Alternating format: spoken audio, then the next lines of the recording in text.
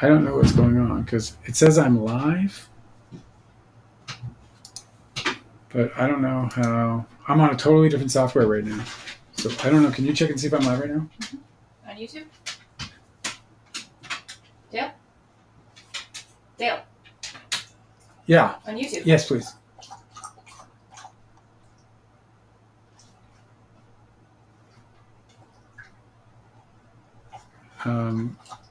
It says I'm live. I don't have anything set up though, so I don't know what's going on. I'm nervous right now. Oh, let me get this one going.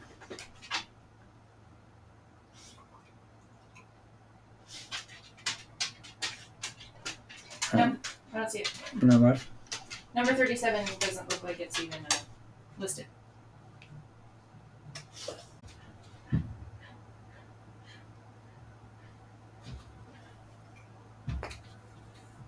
I'm awaiting. I don't know if we're going to be live here in a second or not. Oh, bingo, we're live. All right, cool. We're live. Okay. Sorry, TikTok. What's up, Delicate? How you doing?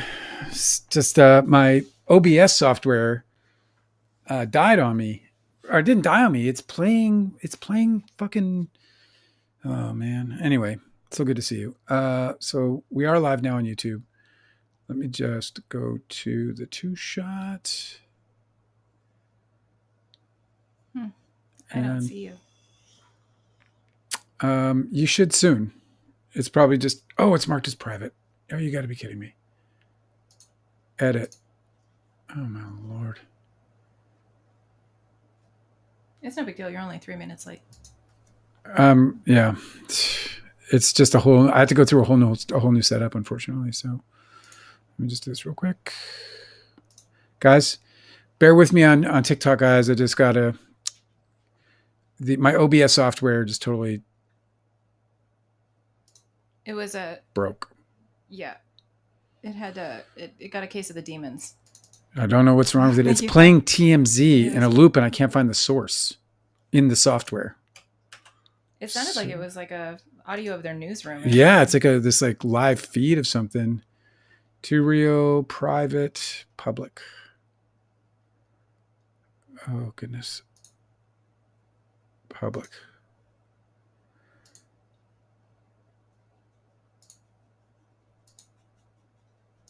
Okay. And entertainment, thumbnail, upload image.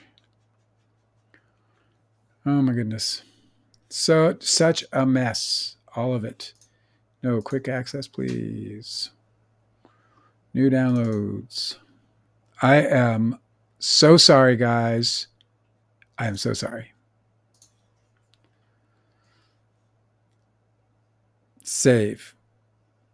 We are public now, so hopefully YouTube is up and running. What a freaking disaster. I'm really bummed. I don't have... Oh, there's chat. Sorry for the tech issues. Yay! We're live. Guilty Angel just showed up. Okay, we're back on TikTok. Oh, that was such a pain in the butt. I had to go through a whole new software.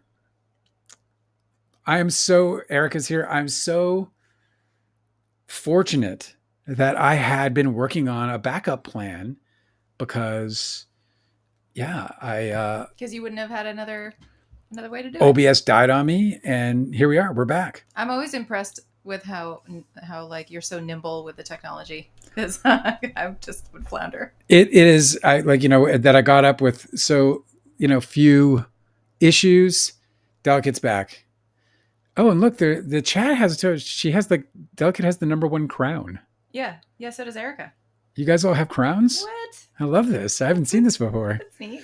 Well, I have to do some work on getting the I got to get some they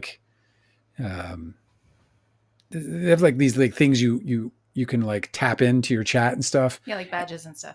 Yeah, well, it's like this software that you put a URL in, and then it'll do things like make groups and all kinds of stuff, which I definitely got to do. Before, like the colorful banners and stuff that you put in there. Yeah. Exactly. Or you could do like live polls. That'd be fun. Yeah, we can do that, all that for sure. So Oh, I they don't even can't know. see their crowns. You can? I can. Haha, you guys got crowns. Oh, Cosmic Urgency said my mic is lower volume than yours. It might be because I'm sitting back. Okay, no, don't worry. I'll work on it. Can you just go ahead and talk while I do? Yeah. I wonder if that's better. Just speak like you're normally speaking. She's giving us the clue, and I'll work on it while Okay, you're test. talking. You don't have to do any testing, Testing. Angela. Just talk. Just talk. Don't worry about it. We have so many things to cover today. We have a lot of things to cover today. Some crazy, absolute crazy shit is going on. I'm working on the sound, guys, so don't worry about the sound. It's coming. But yeah, Erica's got a crown, and she's number 2 to Delicate. You guys are like nose to nose for something. I don't know what it is, but you guys are nose to nose for something. All right, let me I am opening up my. Oh, thanks. Cosmic Urgency said that's better. Okay, great. Yeah, I'm just trying to get this stupid software open so I can get a better look at it. Yeah, so incredibly, we have so much to talk about. We really have so much to talk about. Like, first of all, I think we should be huge. I think we should be huge. I think Why? Two Because Real you're, Live should because be you're huge. right about everything. Because we're right. Because we're right about everything. Yeah. It needs to be huge. We need to be huge. I It's know. time. The time is now. You know what I'm saying?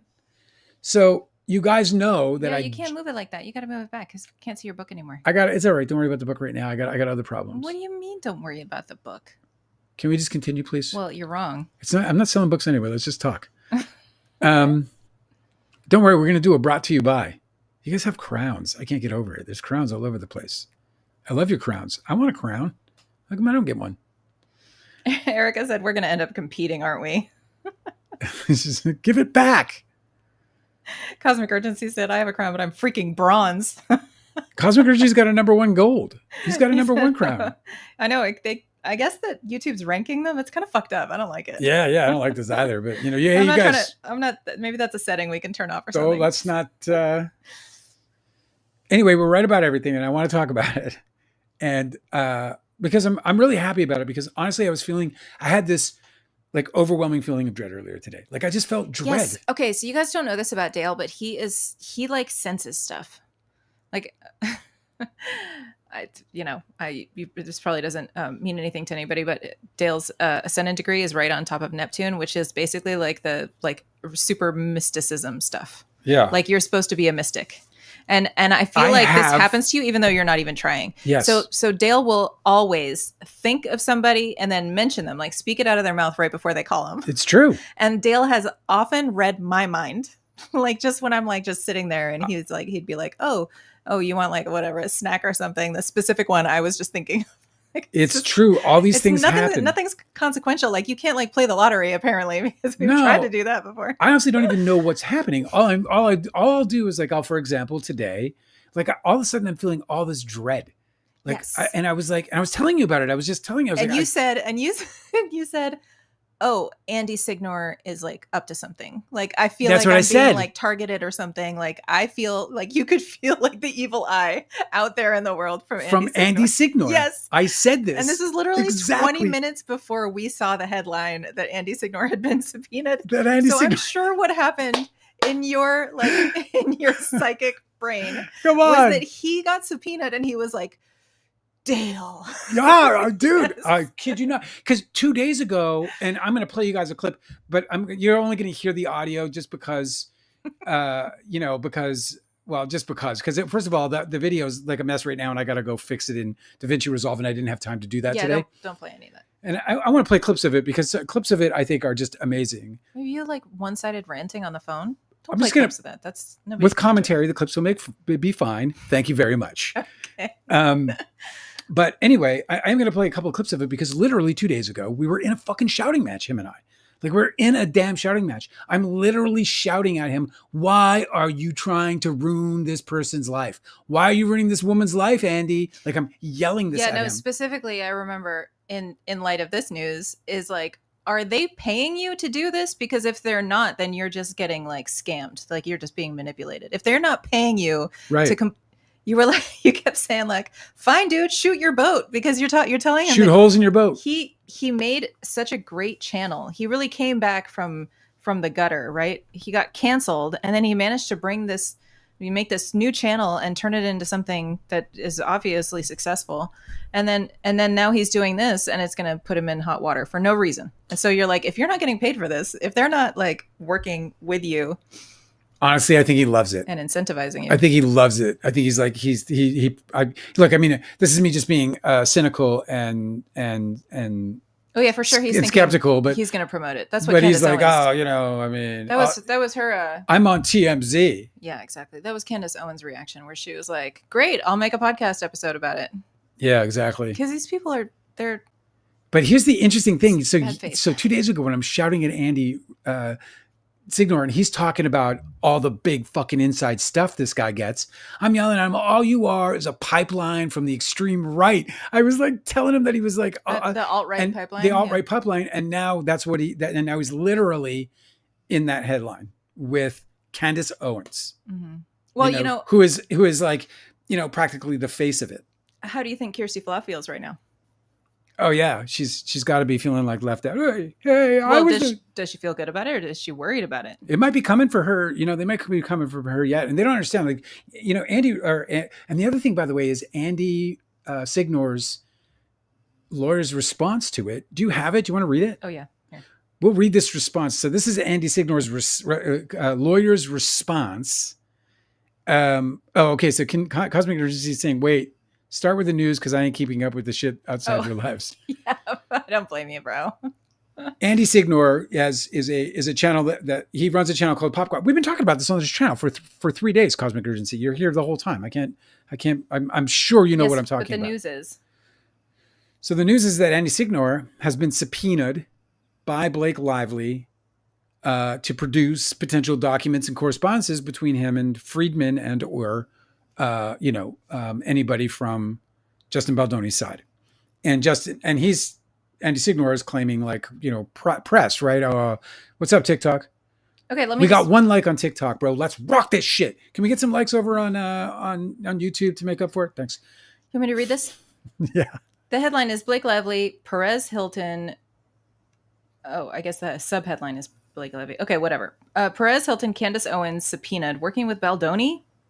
The ongoing legal war between Blake Lively and Justin Baldoni has taken another turn, with notable online personalities being drawn into the fight over possible collusion via their Blake-bashing commentary.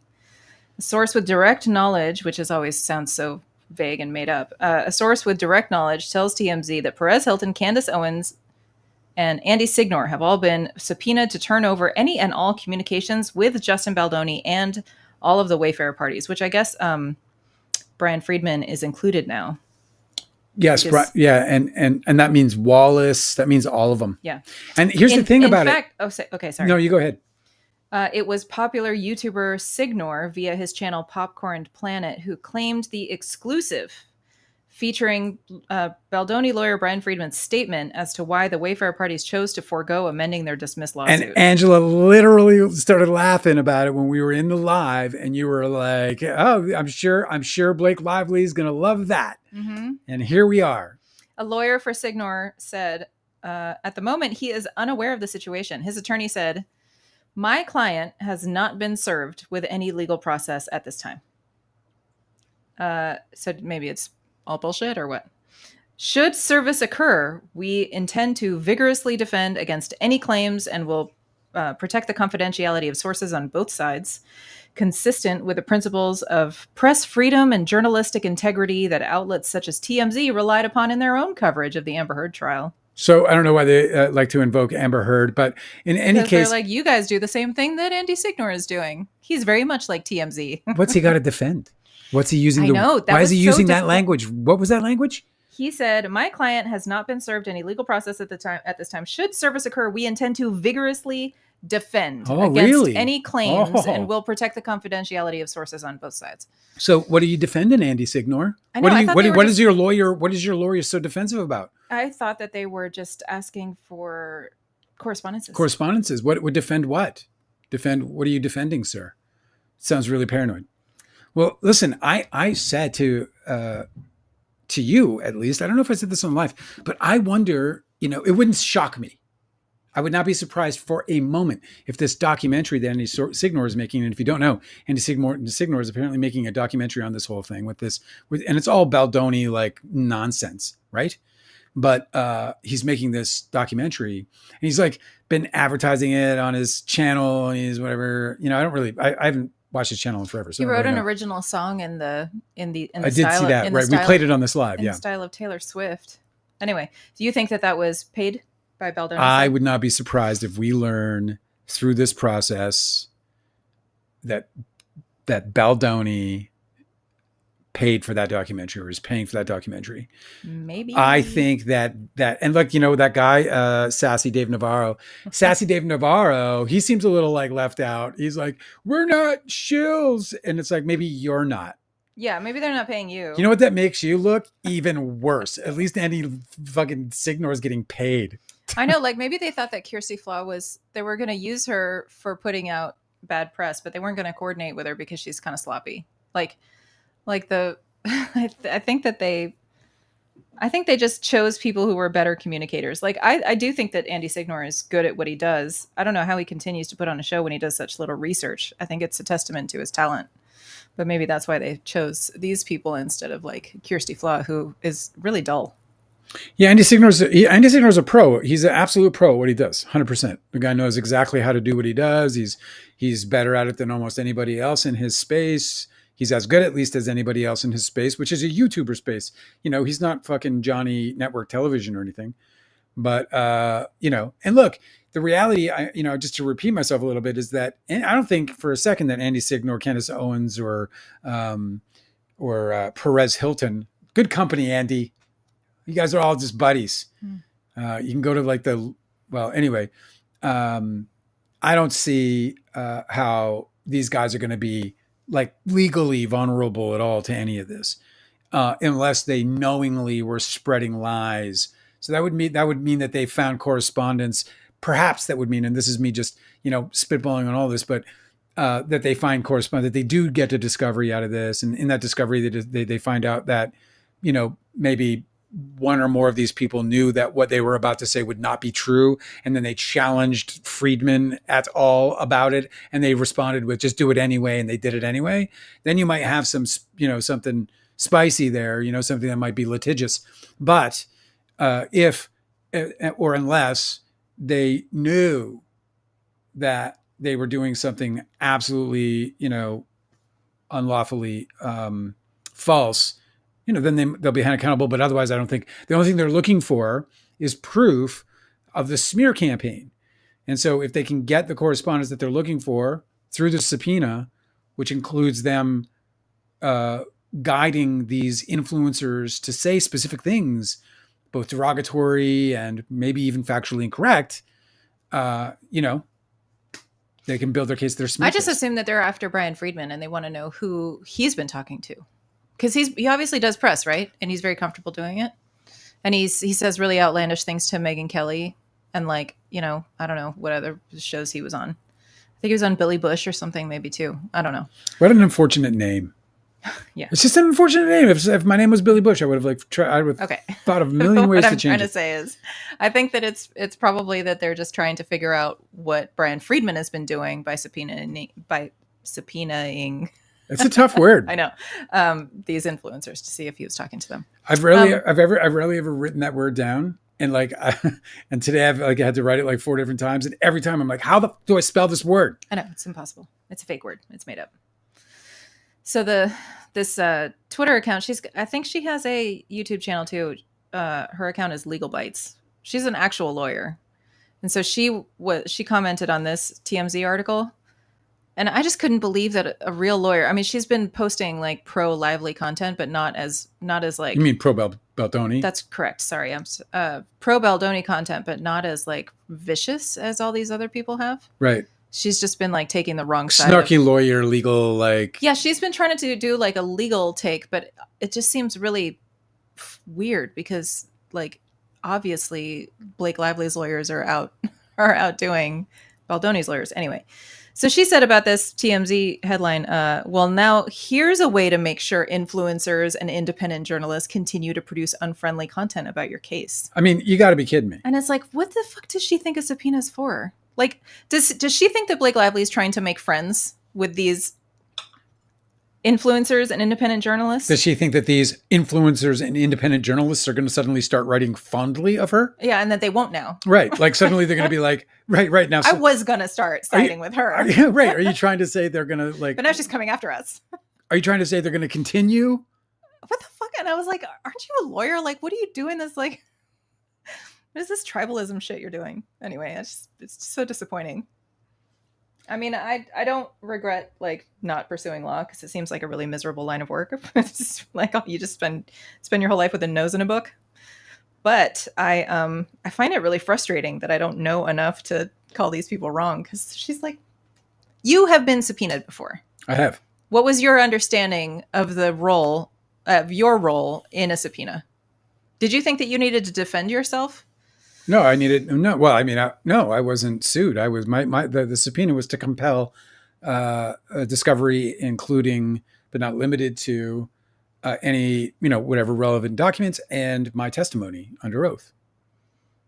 Okay, isn't it weird that just Andy Signor's lawyer is talking about defense, because he knows what a subpoena is and what it's for? I thought it was very peculiar language, because it's kind of telling, isn't it? I'll tell you what I think it is. I think they're trying to make themselves party to the case. I think they want to hitch their wagon to this thing, and they want to take it all the way to like whatever stardom Andy is thinking about now. He's probably building himself a penthouse in fucking Miami. Oh, like this is the best thing that could have happened to his business? Yeah, like TMZ's writing about me. I'm something. I'm important. They called me popular. Popular. Yeah, right. And that was actually good. I'm more talented than you think, Angela. No, I know you're very talented, and I know it. I think I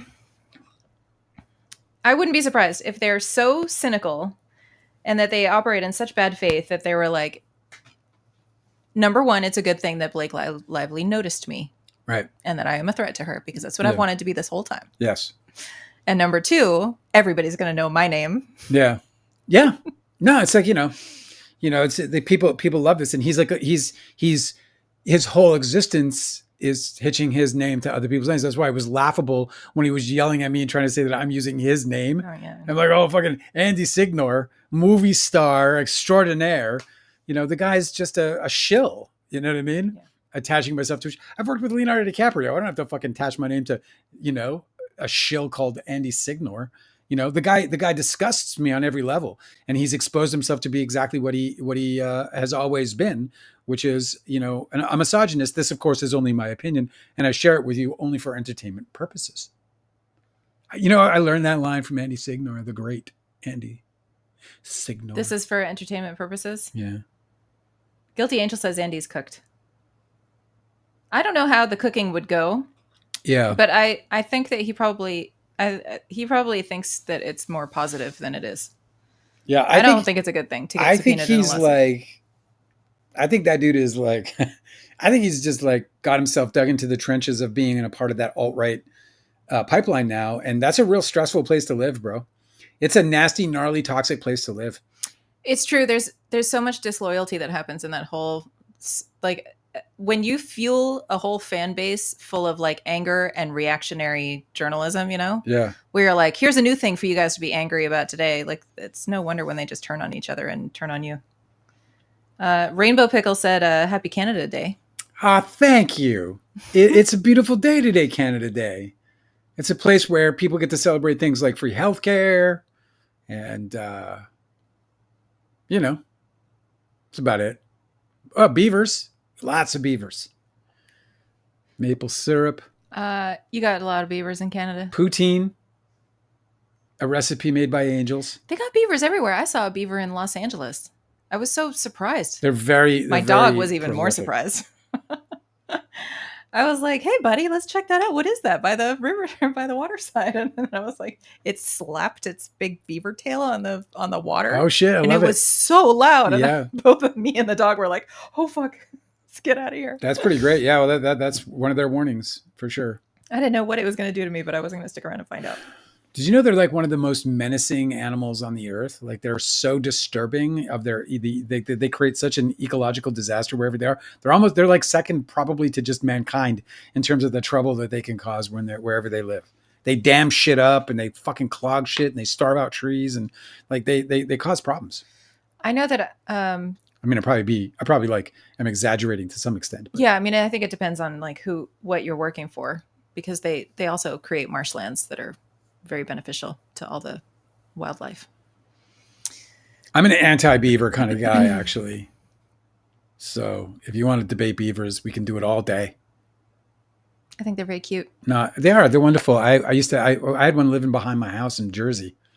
Somebody said that beavers they have like the instinct to stop the sound of running water, and I just imagine that it's like this horrible curse where they're wild animals that are spawned near water and running water, but they have like this built-in misophonia where they cannot fucking stand the sound of water. So they have to spend their entire lives just make it stop. That's really funny. Yeah, see, Erica says, wait, I got the first one. They change the environments around them. They do. It's dramatic. Like it's fucking dramatic.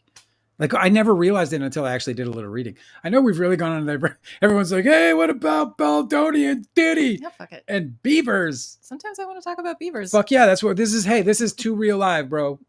Beavers are real? We don't care if we're not popular. We just like the people we like, and we like the people who like us. I follow a bunch of those like woo-woo, like regenerate nature social media accounts and stuff, and they love beavers. So maybe you're wrong. Dr. Susan is on the tick and the talk. Thank you, Dr. Susan, for coming and liking. We were starving for likes there. We had none almost. We had I think we had none or 3.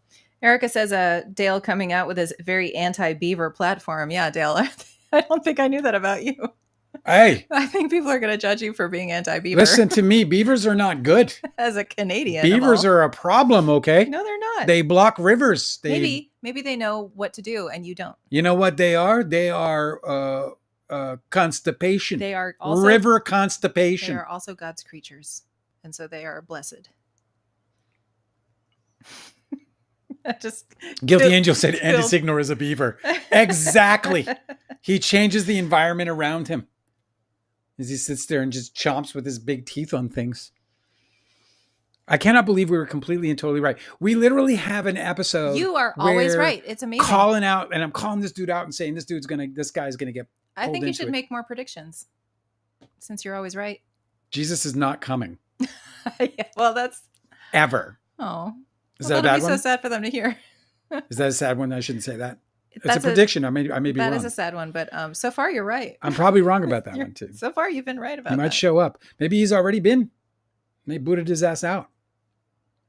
It's very possible, at least, right? Ooh, Delicate said, I had an experience yesterday with my friend down the street that has some telepathy. Tell me, please. Tell me everything. We wait with bated breath. Ooh, Delicate is asking, Dale, are you a receiver in telepathy terms? I would say I am. Yes. Are you ever a sender? Have I ever received? No, because I'm not a receiver. No, you know what? Sending. all I got up here is like dial tone.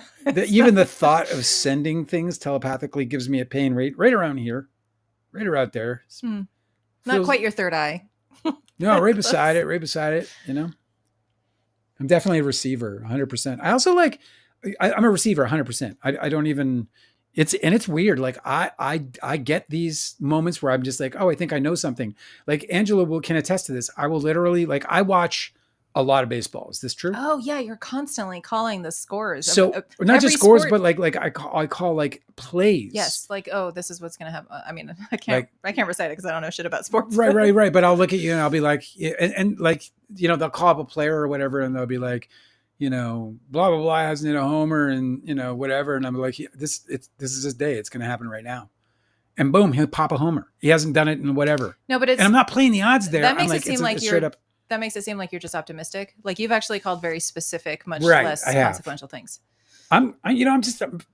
But what sucks about it is that we can't even gamble because it only happens right before the thing.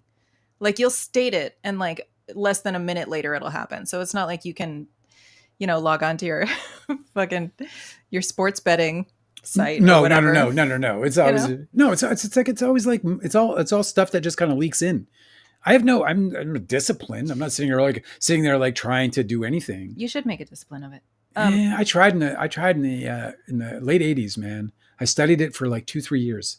Yeah, you Like, got to get back on it. well, I'm busy, Angela. I got thumbnails to do. I got Do you know no what I mean? time for ESP, woman. Do you know how long those thumbnails take? Actually, I'm getting good. This one today took me probably like 11 minutes. What was I going to say about this? You're gonna have to figure it out because I don't know. I can't get in your brain. Dale's a receiver. I'm a receiver though. Oh, Cosmic Urgency did a yuck about it. Like you're a bottom. Or is that what that means? A receiver. Oh, a receiver. Oh, yes. From a sexual standpoint? From a non-sexual standpoint, I'm a receiver. So fun. So what do we talk about? You're psychic. Andy Signor got subpoenaed. Dale hates beavers. I don't hate beavers. You hate beavers. Don't start walking this back now that you realize how stupid your stance of beaver hatred is. I think I think we need to learn to speak beaver so that we can tell beavers that they got to chill. They just got to chill. They're going to be like, yo, bro, you can't block every fucking river, bro. And why can't you all beavers get along and work together in one spot? Make like a beaver apartment. And then this way we don't have like so many beavers doing everything at once. Here you go again on your beaver. We just have to learn to speak beaver. Okay, here's a story. Do you think Justin got called Justin Beaver? Do you think he did? Uh-huh. Like in school, they go Justin Beaver, ha ha ha ha. I'm sure. Yeah. Gotta be, right? I knew a kid who one of my friends' last name was Beaver, and it was just relentless for him. On beavers? Yeah, he was just constantly being like made fun of for his name, which was Beaver. Name. His actual name was Beaver. His last name was Beaver. Yeah, it'd be like if you had the last name Hump or something. It's like a common last name, Beavers. Is that a last name, Hump? I don't know, Dale. I'm going to read you Delicate's comment. Yeah. Okay, so this is about the friend with telepathy. Okay. My friend and I discussed a gym that's opening near us, and I was thinking about researching it. In my mind, I was saying, Michelle, text me the link to the gym. 4 hours later, I got the link without telling her. She just sent it more or less out of the blue. That's so great. Dude, I swear to God, I'm sitting in the fucking kitchen and I'm feeling nothing but dread. And it would have been exactly at the right around the time when TMZ published and he found out about it. Yes. And I would have had because his lawyer said that he didn't know, he didn't receive any service of a subpoena yet. And so he heard it when we heard it. And I asked you after, I was like, oh, well, do you still have that feeling or is it past now? And you're like, no, it's gone. It passed. It after totally you found out. Passed. It was gone. I know. And I think you're right in terms of you saying that Andy Signor was probably thinking about me. It was like the evil eye that you felt. Because in that call, I was talking about how he was this shill for the right. And now he's like, co-headlining with fucking Candace Owens. Enjoy the circuit, buddy. Get on the circuit, man. You'll make $15,000 a day, maybe $30,000 a day, shilling and telling your lies. Every time you say shill, I always just sort of like cringe because it sounds like one of those like old racist terms that people don't use anymore. You've created an association between you and this word that doesn't exist. It doesn't. I looked it up twice already because I'm like, God, am I wrong? I keep getting this sense, but it still happens. You don't like it. It's like shill is your moist. Sort of. Do you have a word like that you just hate, that you can't stand to hear? There are a few. It'll take me a moment to think of them. If I do, I'll splurt it out in the middle of another conversation. Yeah, no, it really cheered me up, dude, because, look, Andy said to me in that call, he said to me, yelled at me how I'm the only one standing up for Blake Lively, which isn't true. No, there's Expatriarch. Well, I've got tons of others. Yeah, like I follow a bunch of people who are constantly. Yeah, as a matter of fact, I'm a nobody nothing. Like, let's get real. We have the best followers, but we have very few of them. And have followers. I hate that term anyway. But we're very small potatoes. Like, you know what I mean? Like, we have a garden for one. You know what I mean? And so, let's say that when Andy was freaking out at me, I'm like, dude, I have 400 followers, bro. Like, the video has 700 views. You want me to take it down? Is that your, what I mean? 700 views, bro. It's like spreading like wildfire. You better duck out, buddy. Yeah. Also, he's like, using my name and you're like, all the good it did me. Yeah. He was literally my lowest video. My lowest rated video was the Andy Signor titled video at the time, at least. Okay. I experienced sort of psychic. I'm going to call it psychic, like, or whatever. Extrasensory perception. Extrasensory possession, a little ESP going on through even my youth, all the way, my whole life. I've just been sensitive to the ether, man. And I don't, look, here's the thing about it. I don't think it's like a gift or anything. I don't think it's like, I just think it's like, you're either like consciously connecting at times or not. And if you're not, you're still subconsciously driven. It's like what I say about astrology. Like a lot of people are like, I don't believe in astrology. And like astrology just does not require your belief. Like it just doesn't require your belief. Yeah. It's not like the kind of, divinatory oracle that is like about you consulting it for questions, although you can. It has a mundane value that affects, like the weather, everybody. Speaking of... which is also just an expression, by the way. Of course, astrology doesn't cause anything. It expresses what's going on. It calls for the conditions of things. Okay, so let me just try to find this. Speaking of astrology and ESP and all of this prediction stuff. Yeah. I want to find my favorite Twitter predictive astrologer is DK Astrology. Yeah, and she has been saying so much. People are like, I don't know. I think Diddy's going to walk. And she was like, no, he ain't. With this astrology? No way. He ain't. He's going away. This is not the astrology of somebody that wins. And today we got a verdict on 4 of the 5 charges. And the one that they're still undecided for, that they got sent home and are asked back tomorrow to take care of, is the racketeering charge for Diddy. Sean Combs. I don't know why I can't find this. This is stupid. So you know what I think I'm going to do, by the way? I kind of want to just run it past our friends and see what they think. But I think I'm going to read the book. I'm going to do that, and I'm going to publish the first 5 chapters, and then I'm going to put the rest of the book behind like a subscription. Why are you always changing subjects? Oh, because I was just filling the empty space. Okay, that's a good question. So what is the question for them? Should you or should you not do what? What do you think about that? Like having the whole book read by me under a paywall. So it's kind of like just like an audiobook, basically, where you go in, you can like probably, I don't know what I'll make it. Like I'll make it a cheap ass subscription, but you go in, you subscribe for as long as you need to listen to the book, and then you bugger off. Of course, you can hang around because I'll probably be adding content and stuff like that, but I don't have, any definitive plans in that regard. The first regard is I'm thinking like I'll read the first 5 chapters, like for everybody. And then I'm also thinking like as a thing to do constantly is just always doing live readings every week, like, and then just taking questions or whatever. I talk as if there's like people, but I'm just anticipating they might come. You know what I mean? Like, you know what I mean? It's like I'm building the lemonade stand. I got the fucking sign out there. I got the big 5-cent thing ready. I got the jar. I'm making the lemonade, and we'll see. It's almost embarrassing. I'm a little red. I'm like talking as if like, yeah, and then I'll have for my subscribers.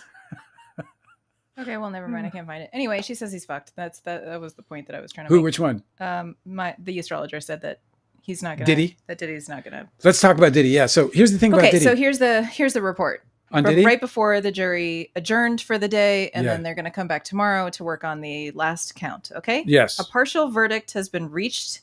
Yes. In the Sean Diddy Combs federal sex trafficking and racketeering trial in New York City. Right. This is from CBS News. The jury sent a note to the judge Tuesday afternoon saying it has reached a verdict on 4 of the 5 counts, but jurors said that they were unable to agree on count 1, racketeering conspiracy.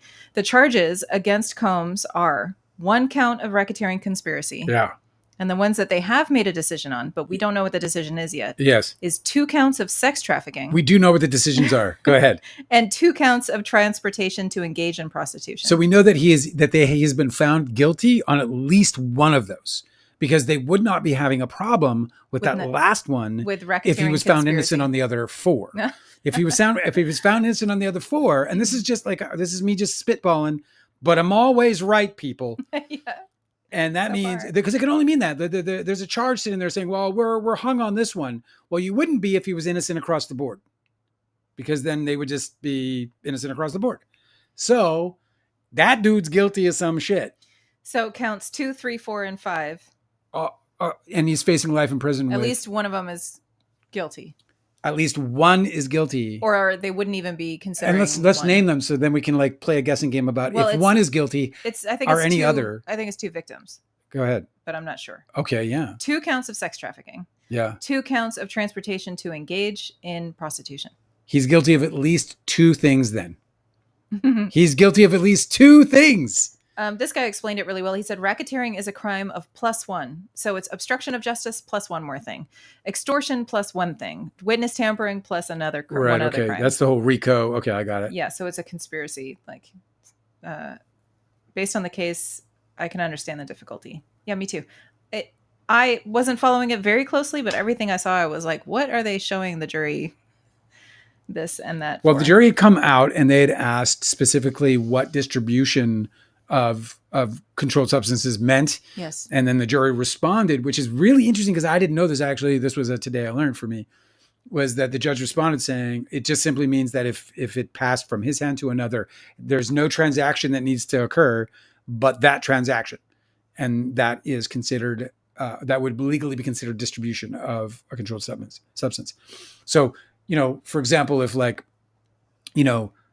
grass, I'm going to use that term, right? I recall this. I mean, I had friends who were like pot dealers and now in high school, and like that if they had, you knew that you followed with those kinds of people. Yeah, I was in the dark underbelly of Burbank, man, California. I didn't know that about you. Glad you brought it up now. I might have thought of you differently if you had said that in the beginning. You hate beavers, so I'm just questioning your judgment about everything now. So anyway, wait till you hear about how I feel about kittens. I think that it was pretty well known that like if you have one big pile of like a drug, it's less dangerous legally than if you have the same big pile of drug in a bunch of little baggies. Yes. Even if you don't have any stacks of money or you don't have like it written down on a ledger about like I have to deliver to this person. Yeah. There's nothing like having it all broken up and ready for distribution. That looks real bad. Yeah, that's probably what this is for personal use. I swear it. I open these one at a time. I've simply rationed my drugs. Let me show you my vitamins just to prove it. I'm on strict rations, you see. I always go over my supply and then I can't budget. Okay. Diddy's going to jail. He's in jail and he ain't getting out. That motherfucker is like he's sitting because he's convicted of at least 2 things. That means he found at least one of those counts. Why do you think 2 and not one of because the 4? Those are both 2 counts. You said there are 2 victims, and there's only 2 different... I was guessing.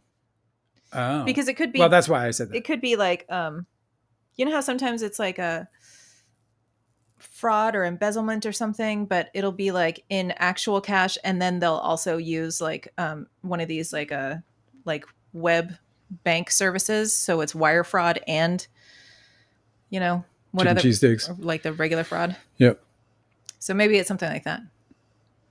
Well, I thought the more I talk about it, yeah, the more I'm embarrassed that I don't know.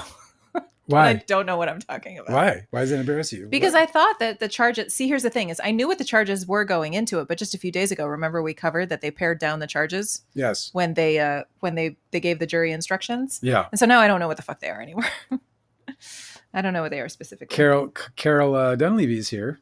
Hi, Carol Dunleavy. I remember you, and it's good to see you again. You've been here a bunch of times, if I recall. So unless I'm, maybe I don't recall, but I think I remember you. I hope I do. God.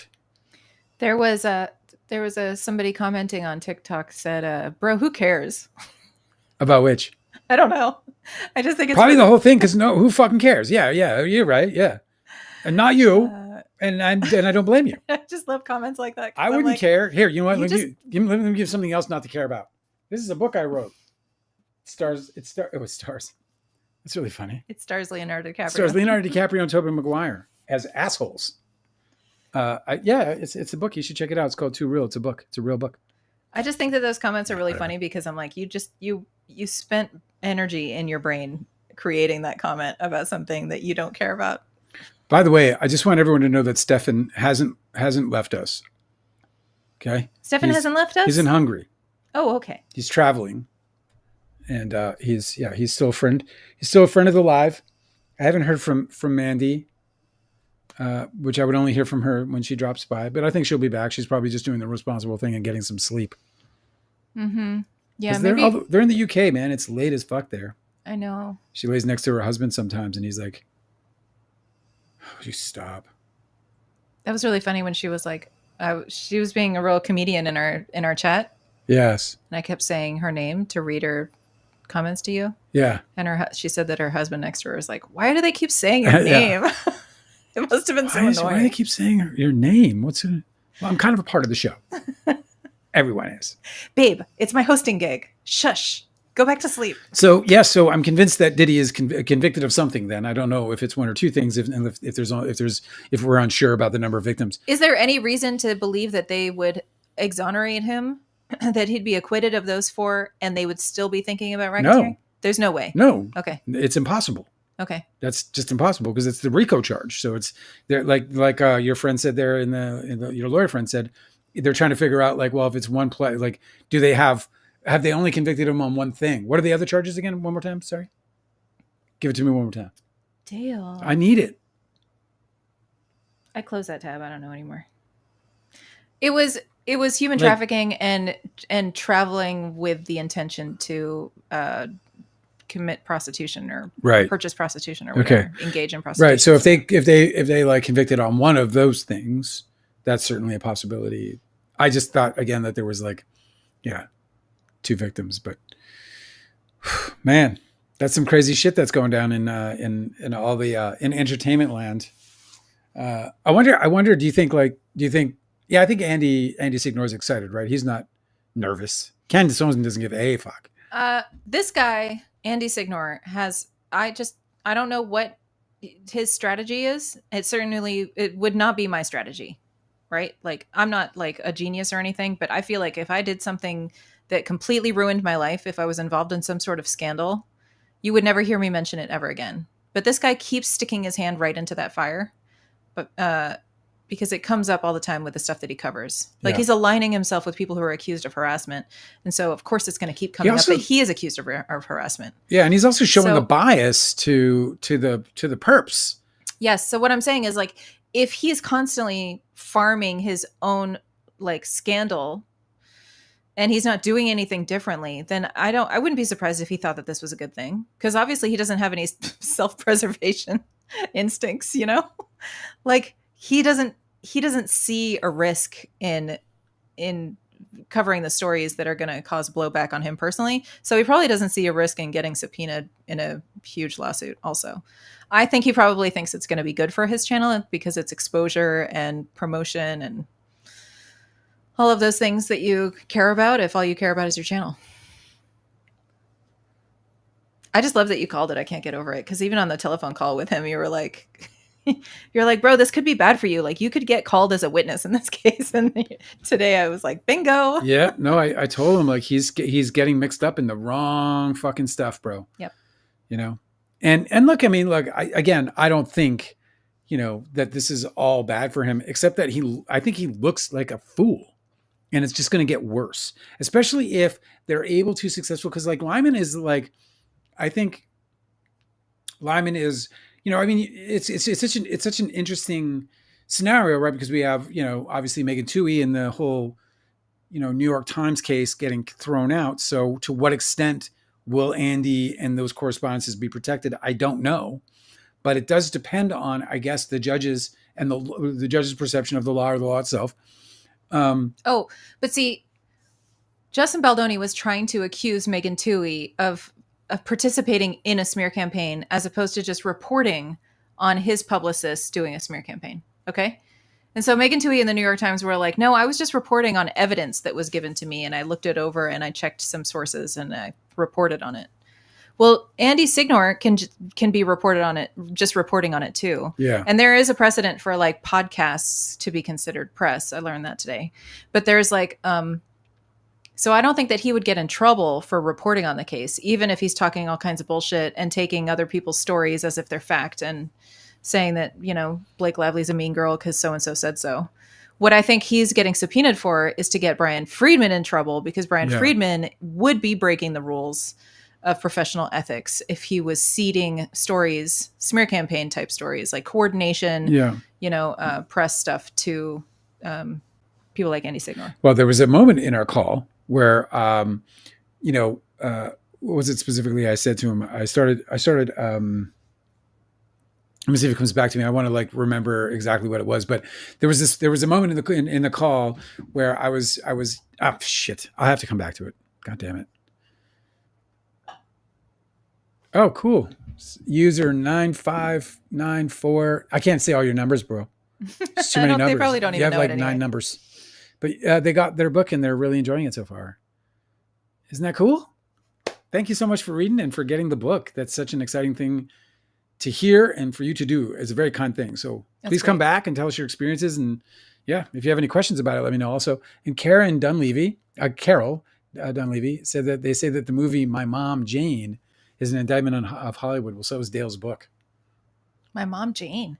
I didn't see that. Did you see that? No, I'm going to look this up. My Mom Jane. It sounds good. My Mom Jane. I'm so excited about all of this stuff. I'm so excited for Blake Live. Jane Mansfield by Mariska Hargitay. Yeah, it would be about James Mansfield. I figure. I it would be. Yeah, I assume that immediately for sure. Really? Yeah, if it's a book on Hollywood, there's only one Jane in Hollywood. Do you know Jane Fonda? I suppose. Yeah. Yeah, but she's not a mother. Jane Fonda's a mother. She is. Hmm? I thought her whole thing was that she was like, I'm too busy for that shit. I'm too busy. No, she's a mom. See how I don't know stuff, but you always know stuff and you're always right? Oh yeah, she's a mother to 3. Jane Fonda, yeah, she has children for sure. I'll tell you though, you make a joke and it's funny because it is kind of a joke to say that I'm always right or whatever, and people say that shit. But I rarely do commit to something I don't know. I do make mistakes, of course, and sometimes I get my facts a little garbled up or I conflate memories. You know, I'm a normal human being. But I will very rarely make the mistake of putting, my like absolute, confirmation on something that I don't know. I rarely do it because it's so easy, especially now. It's like the easiest like time. Like Andy Signor in the fucking stupid conversation with him tells me that, Harvey Weinstein is endorsing Blake Lively. And then you looked it up. I literally looked it up in a second, and Andy Signor is a fool. In a minute, Andy Signor is misrepresenting facts and making a fool out of himself in a minute. And that's why, because Harvey Weinstein said, I support Justin Baldoni, which clearly, is just an insane thing to happen. He literally said, I'm watching the case closely. He thinks that Justin Baldoni is probably a similar victim he is. How awful for Justin to this Baldoni movement. Because not only, so this is so interesting. So not only is Harvey Weinstein the worst person in the world to get on your side, but he's also he used to be like just a little while ago such a kingmaker. So that Justin Baldoni was like probably struggling to get acting jobs, and meanwhile Harvey Weinstein was out in the world, like signing checks and making people huge before his downfall. Well, I'm just so elated with the way things are shaking out. I love that Blake Lively is going after it all. We talked about this just a few days ago when we started talking. I started calling out the shills, and I was like, I hope she goes after them. I hope she rattles that cage. I hope that a part of what she's revealing in this big PR, this big reveal of the sort of dark side of public relations, that through that we see also that manipulation as it trickles into these influencers. And I'll tell you, man, it's going to be, there's an interesting thing potentially rising up in terms of a question with regards press and the category, and categorizing people as press. Because if Andy Signor is a paid shill, if he is on a payroll, or if there's some kind of exchange going on that is beyond just the feeding of information, I start to wonder how that might challenge the notion that there is something other than that. Like if you become an independent contractor of somebody who has a particular story, like for example, do you remember the controversy surrounding how it came out? Was it the Johnny Depp trial that the National Enquirer is basically a paid for service? Yes. For PR to walk in and lay down slanderous shit about whatever? It wasn't the Johnny Depp trial. No, that involved Donald Trump and the Michael Cohen Remember the whole Oh, scandal? yes, Michael that's Cohen. right. Thank you. Yeah, Mm, Michael Cohen got exactly. arrested for. And I know that Don's Plum was victim to that because literally It was like right, Stormy Daniels. Yeah, because it was a Stormy Daniels thing. Yeah. Right after we settled our case with Leonardo DiCaprio in 1999, right after that, the National Enquirer put out a slanderous piece on Don's Plum that they said was, and that to me, in my opinion, only looked nothing like looked entirely like propaganda being sent to me by, like just propaganda in general. No, it wasn't that you just had a sense it was propaganda. They interviewed a person who claimed to be a journalist, an entertainment journalist, who said that she had attended a screening of Don's Plum, and that all of these girls had piled into the theater to see a Leonardo DiCaprio movie. Yes. And that they all left in tears and horror because it was such a bad movie and it made Leonardo DiCaprio look so bad. Yeah. And the whole time that you're watching this, you're like, that screening never fucking happened. That never happened. Nope. Because you knew about every screening of your film, of course, that ever happened before its distribution. And yes, until the movie was released. Yeah. I was at all but one. Yeah. As my memory, and they as my memory this, serves. And the National Enquirer, that video was like years before it ever came out and was released in 2001. I'm looking to see if I have that piece. If I do, I'll play it for you guys. Cosmic Urgency said, Andy's coming up with sassy stuff to say at the trial. I bet he is. He doesn't say anything sassy though. It really reminded that comment reminded me about how Kevin Connolly did this. Like he did this exactly. He came up. Yes. So he was asked under oath by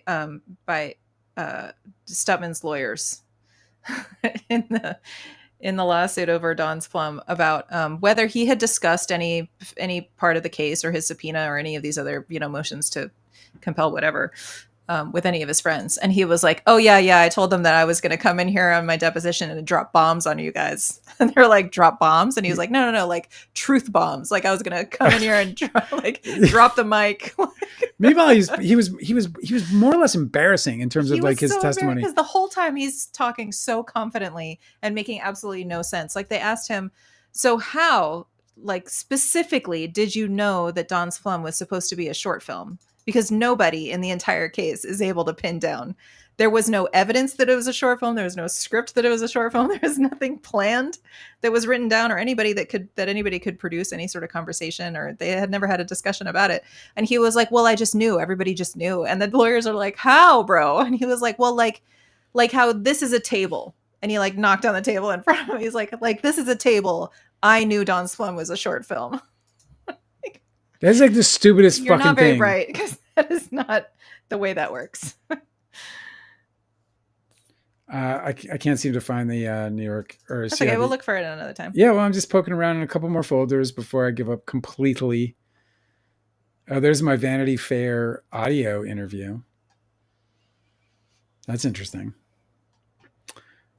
We have so much stuff. If they ever make a documentary about all this shit, if we ever make a documentary, the archive is growing by the minute, man. I have news from the victims' families of Brian Kohberger. Can I just say before you do that while I'm super empathetic to the way in which the system manipulates things to get things done, some things need to occur. Like, so if you have the leverage of the death penalty in order to take a guy and not cost, like, I'm really glad this trial didn't happen personally. And this has obviously got nothing to do with the victims. Because he had a lot of supporters. I was really stunned to see it. It was a bad scene. On like court TV, like comment sections and on Twitter and stuff, there were a lot of people who were like, he's innocent. I was like, you're insane. His DNA was on a weapon sheath at the scene of the crime. Are you nuts? So, and it's also like so disturbing. Like this is like not, so like this is like one of like. Their families didn't need to hear all that, Like there are dark crimes in this country. And this is one of them, right? Like there are some dark crimes that you kind of like, like I wouldn't want to have seen, any kind of trial. Obviously they didn't live, but like from Columbine or anything, you know what I mean? Like I don't want to, Sandy Hook, like I don't think we need to be subjected. There are some things that are better confined to the courtrooms and to the victims and to the judicial process and leaving us out of it, but for our whatever our unalienable rights are in terms of participation, going in and observing or whatever. But sticking cameras in those situations. So personally, I'm glad that the nation isn't going to be burdened by this trial. I think it's an ugly, ugly, ugly, ugly, ugly story.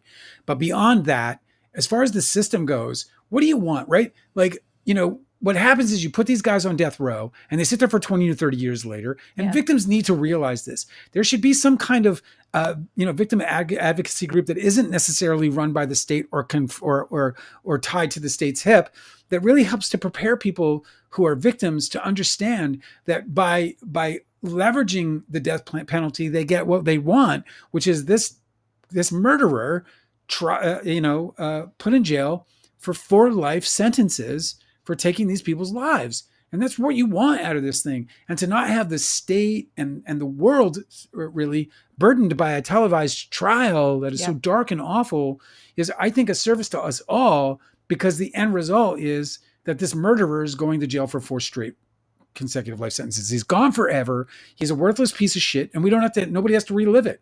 And, the family can actually try to now actually move on, because there is a conclusion here. So I'm empathetic with them. I hate that they even wished for the man to die in the first place, but that, and, because that's cold and hard, to feel that way about somebody who's got to be, it almost got to, I feel like it takes, years off your own life in some way, or can, and certainly the grief that they feel. So, obviously I'm just devastated for them, and I hope that they recover and heal quickly. And I'm also so grateful that the world has been spared from this trial. I just think it would have been devastating. Do you want to hear the statement from the Gonsalves family? Yes, please. Okay. We've had so many people reach out to offer support, love, encouragement, and console us, offering their own experiences through navigating the justice system. We've also had so many people asking how they can help. We stand strong that it is not over until a plea is accepted. We will not stop fighting for the life that was stolen unjustly. If you feel called to or moved to try to make a difference, please call the Ada County Courthouse to express your thoughts or feelings. While we are cognizant that some may have wanted the plea, the prosecution relayed to us that it was not a majority vote that was the deciding factor in offering this plea. At a bare minimum, please, this is what they're requesting. This is why I wanted to read this, because I didn't realize that I didn't know they could put conditions on a plea like this, but this is what the Gonsalves family is hoping could be conditional on the plea, and it doesn't look like this is going to be the case. But they said, please require a full confession, full accountability, location of the murder weapon, like where it was hidden, confirmation the defendant acted alone, the true facts of what happened that night. We deserve to know when the beginning of the end was. They're not going to see, this is the part, and they were going to get that anyway. They weren't going to get that anyway. Yeah, but they can compel him to be like, no, they you can't. have to tell us everything that happened no, they can't. in order to avoid the death penalty. I don't think that's true. I do understand these answers may not have been given through trial, but that should be the minimum price to pay for his own life. I think the only thing he needs to do in a plea deal is plead guilty. Okay, I know, but I like this last part that he said, but that should be the minimum price to pay for his own life. I think is an interesting take from this family. Well, I love the restorative justice concept that you talk about, because this would be a perfect application of it right here. Yeah, that's what the family wants, bro. If they could get that as a part of their condition, and it'll never happen because their lawyer's going to argue that he's already pleading guilty. He doesn't need to. Yeah. Also, the judge has to accept the plea deal too. It's like they could possibly change their mind. It is not over until it's over. We still have time to fight for a chance to heal. If you feel called or led, please contact those responsible for the decisions being made. Please learn from some of my own mistakes and lead with kindness and respect. That's a bummer that he thinks that he screwed up somehow. I mean, I feel like he's allowed to be like absolutely torn to shreds if he wants to be. For sure. Try to separate something that is so intertwined with emotions and be logical. We can make a difference today, forever, but only if we can act united and remain calm, collected, kind, and respectful. The number available online for the Honorable Stephen Hippler is 208-287-7551. We have 7 viewers and 4 likes. If you're one of the 3 people who haven't liked us yet, would you please reach toward that like button and just give us a click? I know it's a lot to ask. I really do, because it's like a pain in the ass. Who wants to hear that from me? But I'm trying to survive here. You know what I mean? And over you over there on the TikTok. Thank you for pressing the likes. I can see them. I see it. Thank you so much. You're so kind. Thank you, guys. We're trying to, we're trying to grow this thing, and you help when you interact with us in that way. Comments are the same, by the way. Also, speaking of this channel, are you going to pivot, or do you want to keep talking about what I just read? Okay, yeah, let's talk about it. Yeah. What do you think about what I just read? Listen, I thought I expressed that. I'm totally into the idea of restorative justice to the extent that these families get what they want in terms of a confession and all this other stuff. It would be nice if the court would compel that. I don't think that'll happen. I think the court is going to compel what every court compels from a plea deal, which is the pleading guilty of a crime. So they're going to get the guilty plea, but I don't know that they're going to get like an actual addressing of the court with, this is how it happened. These were the last words said, and all this other stuff. And and what you read there was sad and heartbreaking, because a lot of that really is tied to the trauma that they've gone through, and the haunting idea of not knowing what their last moments were. And I can feel empathy toward that. I can't relate to it. I can't understand it. It's incomprehensible to me. It's possible entirely that if I were in that position, I might be similar in the way I react. But as somebody who does sit outside of it and slightly objective to it, I'm more saddened by it than anything else. And but again, it's just a matter of like hoping that they'll be able to find healing through this process, and let this process. I think something good happened here. I think this is a really positive thing. And if restorative justice doesn't come to them in the way of these confessions and these terms that would help ease their pain, then at least they'll know that the murderer of their loved one is behind bars forever.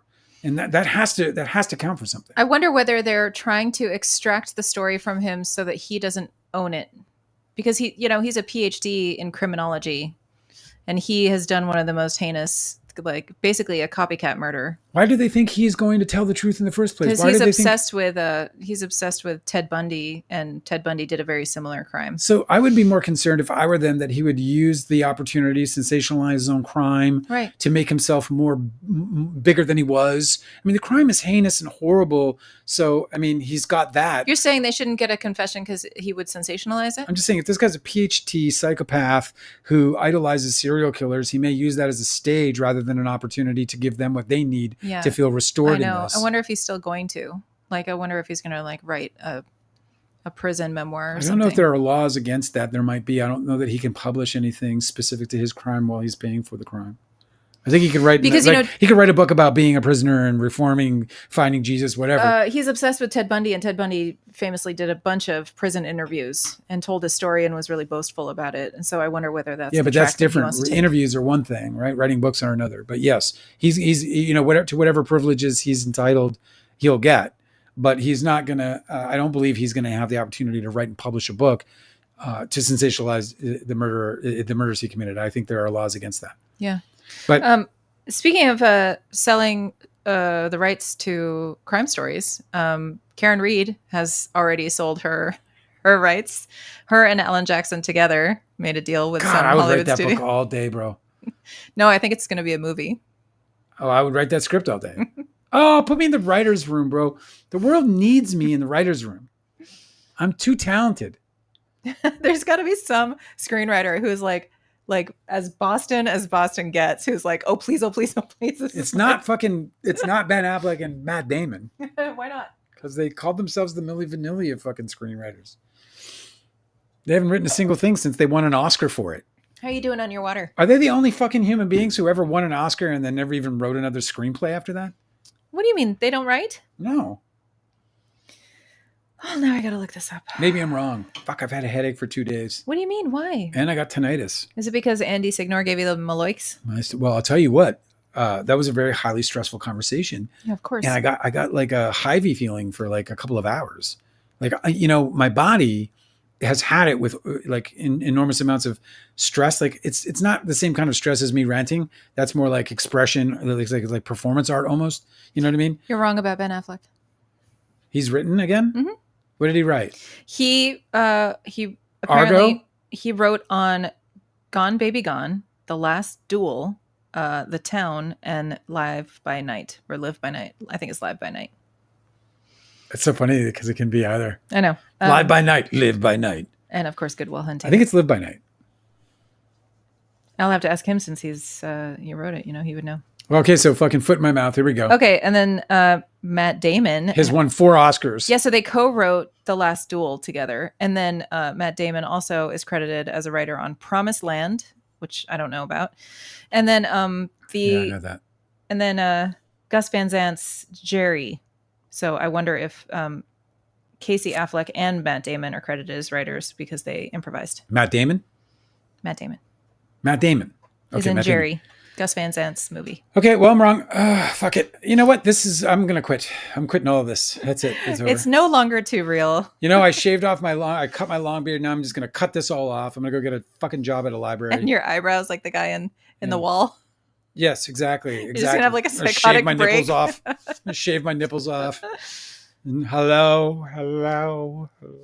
Oh, Cosmic Courtesy said that Brian Koberger's professor wrote BTK's book for him. Oh, right. So BTK, I forgot about that. BTK wrote his own memoir, but like with a writer to help. Brian definitely wants her to write his book. Ugh, that is so grim. I don't think that I could be wrong about this, but I distinctly remember, and I don't know if there are federal laws or whatever, but that you can't write, especially books about violent crimes, that you've committed from jail. Well, BTK did. He wrote about his crimes? Yeah, let me see what this book is, because this is interesting. I have heard about this. That's why I didn't think there was or maybe there's a rule because he did, because that was a long time ago. Maybe well, I could be wrong because I'm fucking wrong about everything. I thought I was right about everything, but You're now wrong I'm about wrong beavers about everything. too. Huh? You're wrong about beavers too. No, beavers are fucking bad, bro. Beavers are good for restorative. No, you just like landscaping. cute things, bro. You just like cute things. No, they're good for the environment. There's people are celebrating when the land back movement. You're the reason works, their gremlins happen. The native tribes get a land and they get to restore it. Remember, the salmon started to run as soon as they stopped. You feed the mogwai after midnight. You do. You feed the mogwai after midnight. Listen to you. I'm going to teach you about beavers, and then you're gonna celebrate them like you should. You teach me about it. I'm a fucking Canadian. Teach me about beavers. I was raised by beavers. Okay. Confession of a Serial Killer: The Untold Story of Dennis Rader, the BTK Killer. Written by Catherine Ramsland. I guess I'm completely wrong because I've watched Confessions of a Serial Killer, the TV series, and they do interviews where they're sitting there and talking about fucking the horrible crimes they commit. That's right. All right, I am. Catherine completely. Ramsland, right, PhD. Don't believe a word I say. I'm basically Andy Signor. I'm completely full of shit. Just make shit up. I know. I just create false facts. I was telling somebody I had a phone call today with this guy. We were talking about this. He's also an actual influencer. Like he's got followers and stuff. And we were talking today about this case, and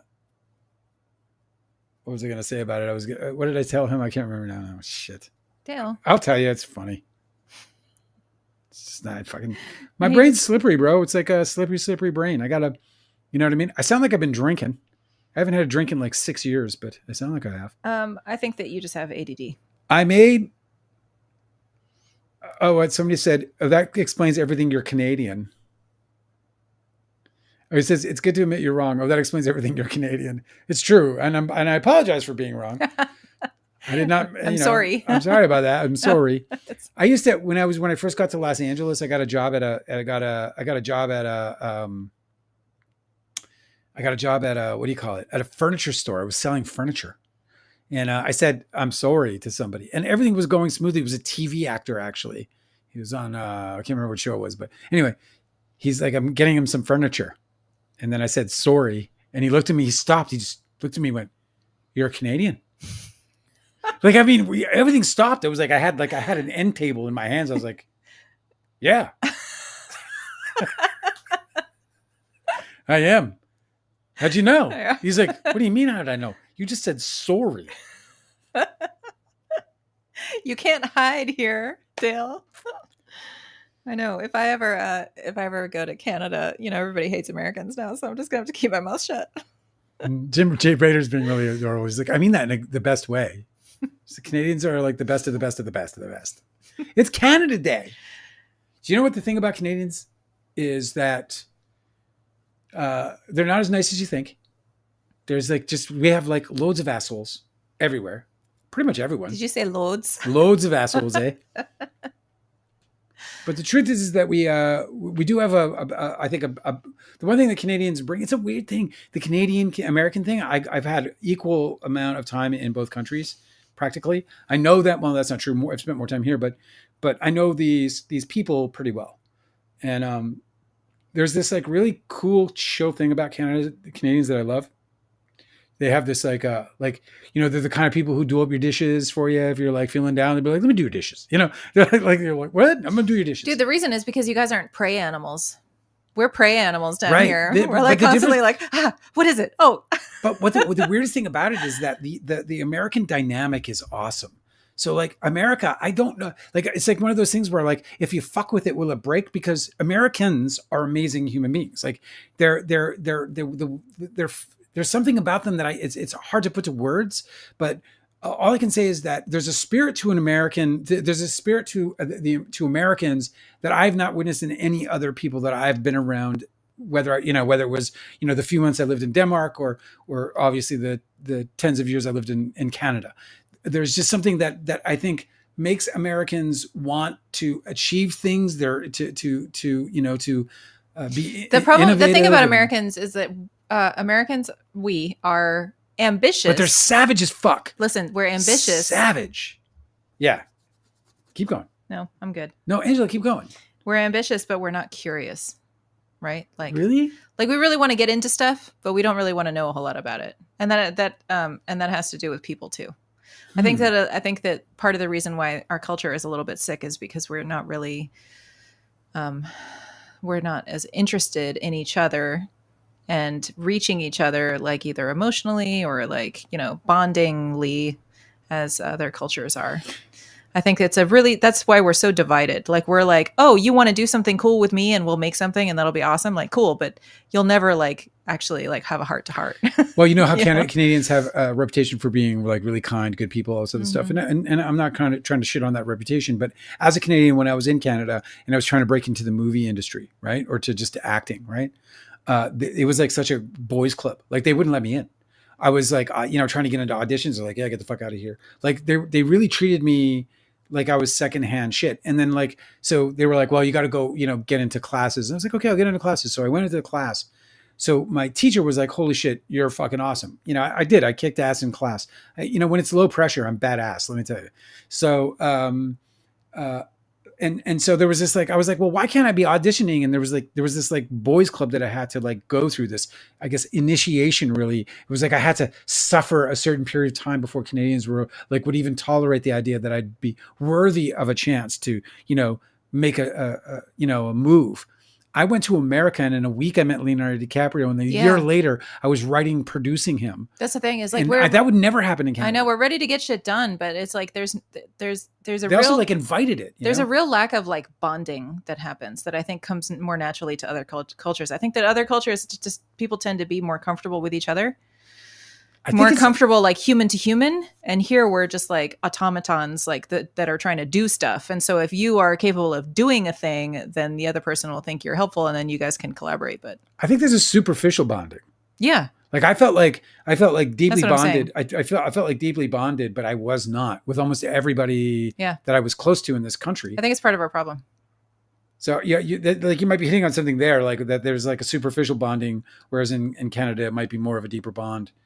As a contrast, because I personally like, I don't know, I want to say like I prefer one or the other because they're both really interesting cultures and they're very distinct. They're totally different despite their very obvious similarities.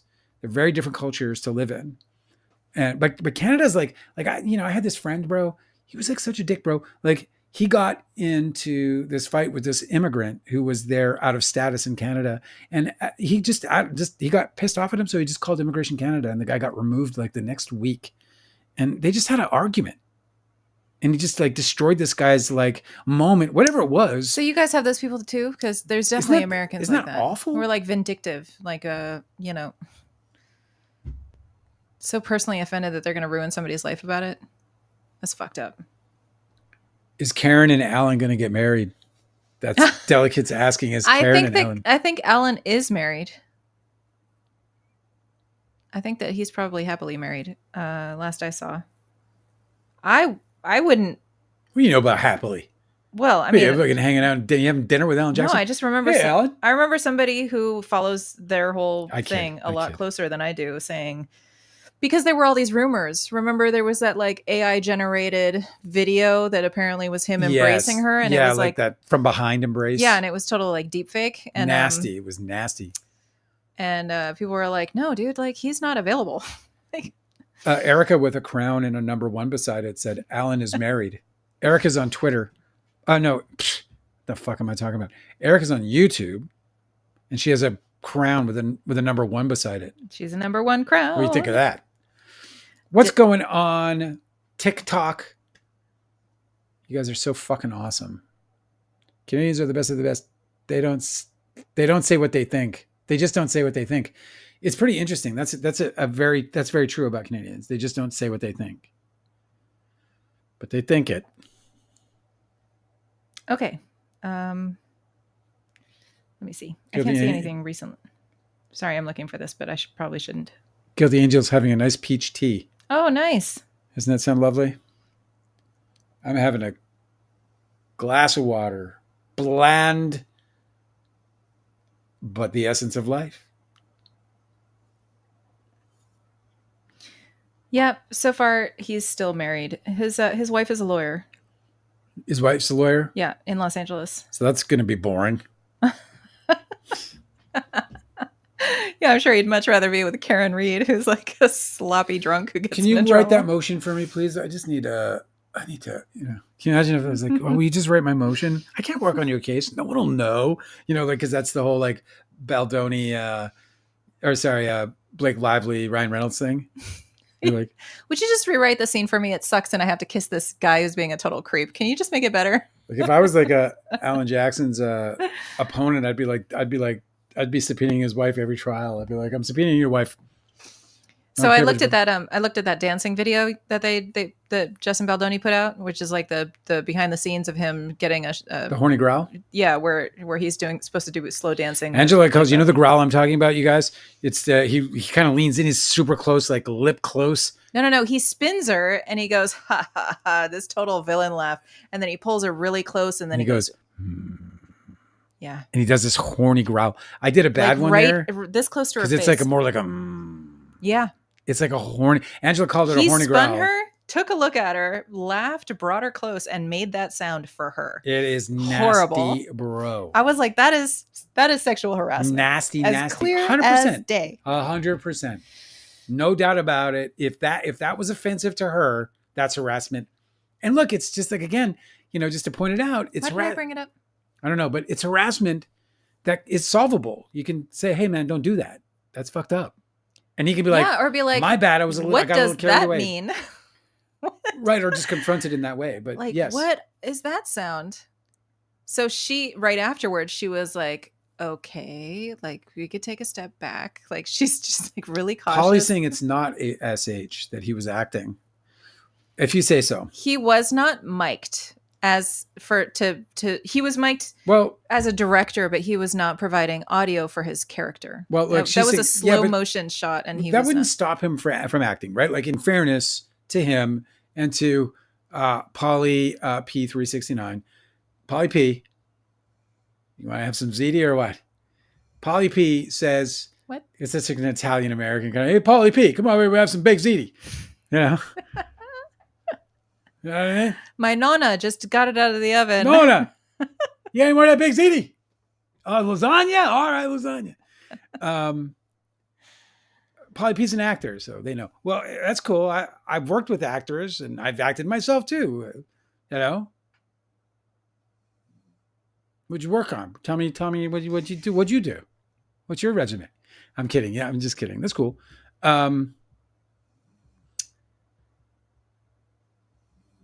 what he did was not acting. It's very clear what he did. If she's Yeah. uncomfortable and she says that there was a problem, Yeah.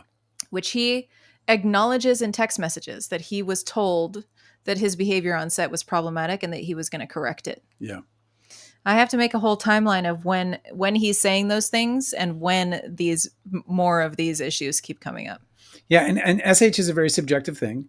And it also isn't just necessarily the one incident, but a compliment, but how they all come together, you see. So like if she's already had problems with this guy and he's doing that, look, here's the thing about this, Polly P, you're like saying, well, it's not. But yet even people who were there and witnessed it thought the whole thing was creepy and out of control. And so did, and by the way, I reviewed it. If you can look on my channel, my YouTube channel, I got a big long beard, or not my YouTube channel, sorry, my TikTok channel. I got a big old beard about it. But go ahead and look at it if you want, because I go over that whole thing, that whole like little sequence. And he was way over the top with that sequence, in my opinion, way over the top. The other thing is the inappropriate conversations about their spouses. Like that to me is like those are like grooming tactics. Well, he's certainly they're well-known grooming tactics. He is certainly not doing that in character. He's not talking about his wife so this playing the character of Ryle. Thank you for pointing that out. And so why is Blake Lively supposed to assume he's playing the character of Ryle and switching from one second to the next? Exactly. If he's out of character and in character, how she's supposed to know what's consistent and what's inconsistent? Is he Justin Baldoni, who has a wife who he just spoken of growling in her face in a really like horny way? You know? That was a horny growl. That was a perfect description of it. It's fucked up. You know, when they're welcome, they're wonderful. When they're not, they're creepy, beyond creepy. And yeah, Angela's point is a perfect point. You going in and out of character is bullshit. It's bullshit. He wasn't in character when they were dancing. He was acting, and the acting, if you're an actor, you know exactly what I'm talking about. Unless you're Daniel Day-Lewis, right? Or I don't know if there's an equivalent in terms of no, but he doesn't hop in and out of character. He commits to his character the whole time that he's. So I'm saying, unless you're the kind of guy who commits to a character like Daniel Day-Lewis, right? Because Daniel Day-Lewis would be in that situation. He would do that, but he wouldn't be talking about their husbands and wives. He wouldn't be talking about anything. He wouldn't even identify as Daniel Day-Lewis at all on the set. The whole time that she's talking with him in that scene, she is talking to the director of the film. She's talking about where the light is. They're talking about where their marks are. Yeah, they're not talking. He's giving direction to the whole crowd behind him. That's not in He character. is talking about his own wife. She's talking about her own husband. He wasn't acting. So the one time that you think that he's in character is the one time he does something questionable. The one time. All the other times he's very clearly not in character. Polly P's like, she started talking. She started directing him. She was being really helpful too. She was like, I don't think that you are in the right light. Do you want to move over here? Correct. Where is our mark? Yeah. She's being a professional. I made a note of that because the pros do, you know. Because she knows that neither of them are mic'd for their character. She knows she's not recording audio that is going to be used in the film. So she can just talk to him openly about where they're supposed to be standing and where the light is shining. I thought it was really good. She was like helping him. And in all of the interviews that he did promoting the film, he seems really grateful for her help. And it doesn't matter if you're working with Daniel Day-Lewis, and if I'm working with Daniel Day-Lewis and I come out of my character and I'm just talking as Dale Wheatley to Daniel Day-Lewis, he's not going to be listening to me as Daniel Day-Lewis because he's in character. So just because Blake Lively, this is Polly P's point, she said that it was Blake Lively who opened up, you know, the conversations first. Doesn't matter. It doesn't matter. If he's not in character and he's talking about directing the movie, he's talking about directing the acting, if they're having these exchanges that are completely as Blake Lively and Justin Baldoni, then the idea that he can now horny growl in the middle of that. The one thing he does in character is horny growl on her. Come on, bro. You can't have that. You can't have both of them. If the scene that you're talking about, Polly P, if in that scene, you know, he was in character the whole time, then I would buy everything you're saying. In fact, I would defend him in that scene. I'd be like, he's in character. He's living it. You can't slip into character conveniently to horny growl. You know what I mean? So in that case, by the way, and let's get back to reality. Like, it's okay that you don't think that's SH. And for you, that would be perfect. If you were working with him in that situation and that situation went down the way you feel, that would not be SH. And that's the cool thing about SH, right? Because SH is a subjective and personal thing. So what happened with Blake Lively is that she found it offensive. As a You see? director of a major motion picture, it really is his job to figure out how to make the star of his movie comfortable. Even if she was like, I don't like that you guys have green jelly beans in the craft services. I don't like green apple, and you guys should have known that. Then he's like, oh, okay, well, I will take care of that so that you're comfortable and you can give me a performance that is going to make this whole thing sing. You know what I mean? Like, it's not. She's not suing him for making a mistake. She's suing him for not taking any complaint seriously And retaliate. and then choosing to retaliate. That's exactly what this is. Her lawsuit starts out very plainly stating that she and others on the set filed complaints that were not taken seriously, and that instead of them resolving the matters, they turned to a retaliation. And that is the crux of their complaint. And Polly P, that is the crux of this complaint by Shane Norman sued Justin Baldoni in the Wayfarer parties. Shane Norman like sued 2 years before. 2 years prior, Shane Norman sued Justin Baldoni for the very same thing, principally, which is that he filed a complaint of discrimination in his case. And by the way, this person was a highly respected executive. So this isn't some kind of, like schlock employee trying to, capitalize on something. This guy was recruited, and they brought him on board in order to look diverse in their holdings in terms of employees and that's what they told him. Their approach. They literally told him, we need people that look like you in this business. It was the first step toward the discrimination that this man began to experience there. And he went just as these other allegations in the It Ends With Us production. He went to his boss, Justin Baldoni, and he said, yo, this isn't cool, bro. We got to fucking work this out. And Justin Baldoni, just like he did with the complainants, just like Blake Lively and all the other Blake people. Lively and all the other people, he was like, upset. we're going to take care of you. Remember that voicemail? Remember that voicemail that he left Blake Lively? Oh, that was before. That was prior. But it's the same sentiment. Where he puts that sentiment forward where he's going to be, that he hears you and he's going to take action. He's going to make things right. This is him, isn't it? But he's got no intention of doing anything. Instead, he retaliates. He actually retaliates. And that's why he gets sued. Do you know what I mean? So, and it's cool that you don't buy her story. You don't have to buy her story for her story to be correct. Do you know? Your buying of her story doesn't make her story incorrect. It doesn't make it a fallacy either. It's like you don't buy her story, but the judge did. Do you know what I mean? Or is so far. We're obviously there's a trial to be had here, but what the judge isn't buying is the Baldoni bullshit. That's for sure. We saw that because he threw out their publicity stunt as it should have been thrown out. It's just really amazing because I remember Polly from like a month ago saying this comment again. Polly says she took over his film. Like, we've been over this.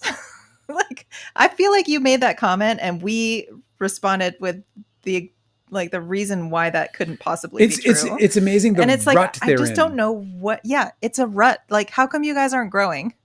How come you guys aren't expanding your mind and taking in new information and realizing that this isn't the right story? Is this like a bot farm thing? Like, how are you not like, why are you a parrot? Look, the idea that she stole the film from Baldoni, well, that's obviously ridiculous because Baldoni owns the film. But I understand that people, the connotation is that the allegation really is that she arrested control of the film from him. Yeah, Daisy May Mom is like, Polly said he didn't retaliate, and Daisy May Mom is like, oh, so in quotes, we can bury anyone was said, but sure, no retaliation. Yeah, happened. We can bury anyone. He wants us to know. He wants to know that we can bury her. It were the words used prior to the call. He's just going to lose is what I'm saying. He was getting on. And it's like, he's just going to lose because already, like, just in what we've seen that Justin Baldoni has showed us and what Blake Lively has put in her complaint that is documented evidence of these text messages between these people in the Wayfarer parties. It's really damning, and it really proves her case. And so the retaliation of him directing his publicist to say, we really need a story like this, and it's Hailey Bieber bullying women.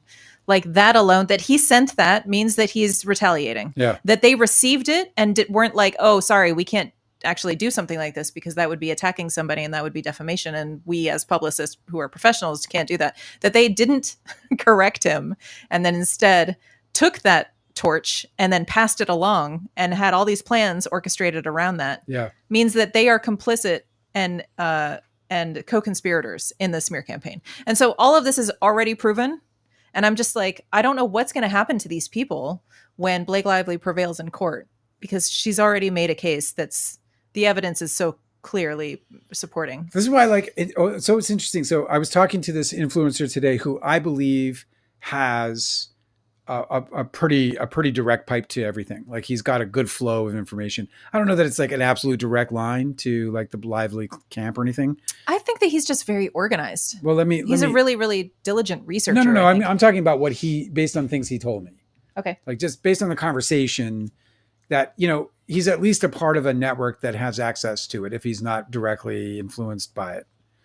But in any case, where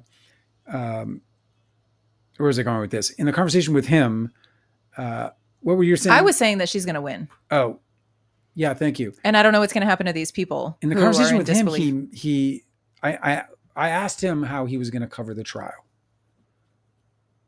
And he said, well, if it gets there, I don't know yet. I don't know yet, but I'm not even sure it's going to get there, he said. Mm.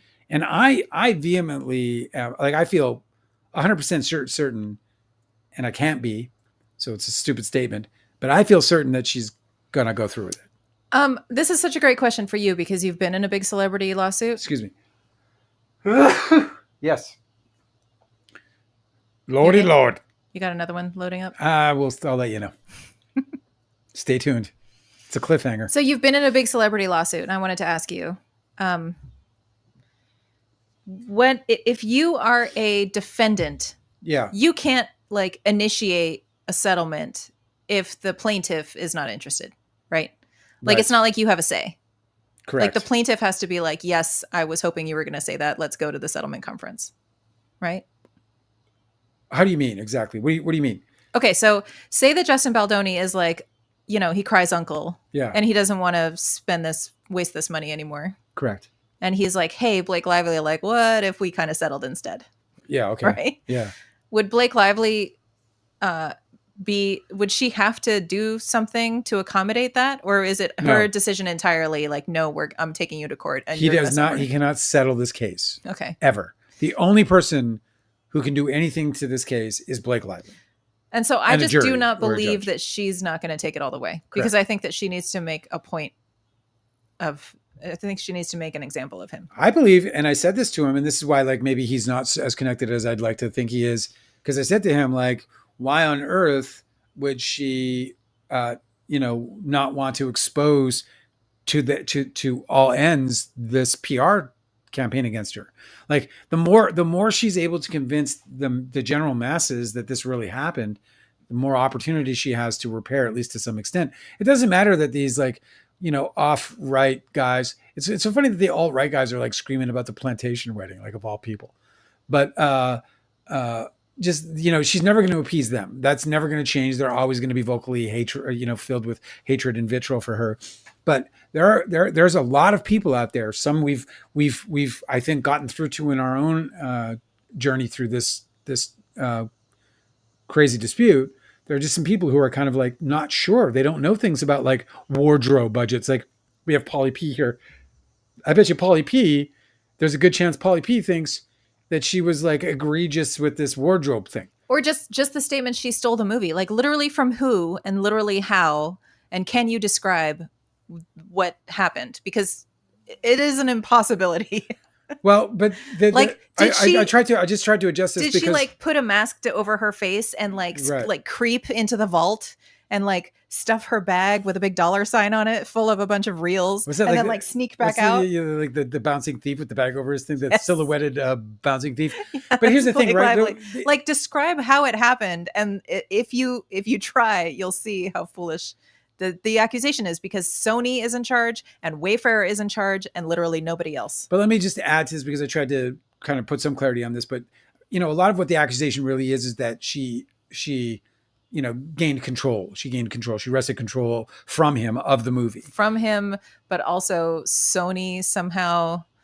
Well, let me finish my statement. Because what drives me crazy is that the conversation isn't that he lost control. Oh yeah, the conversation is not that he, who owned the movie, Who had who control. was executive producer of the movie, Yeah. who was director of the movie, who was star of the movie, whose best friend was co-owner of the movie, he who had the deal with Sony, Yeah. he who hired Blake Lively. No conversation about he lost control of the movie. It's all about Blake Lively taking control of the movie. In reality, if he lost control of the movie, fucking somebody had to take control of it. Somebody had to deliver this movie to a movie studio to get it out to make $400 million in the box office. And it wasn't them. So that he could make $400 million in the box office. They were literally driving this movie into the ground by being complete boneheads because they never had any experience working at the high studio level. They've never worked with an A-list movie star.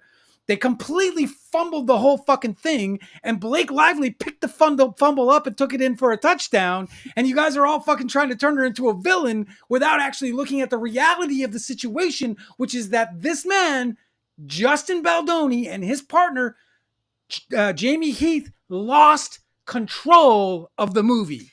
That's what happened. Also, after the touchdown, right? After she spiked the ball in the end zone. Okay. Yeah.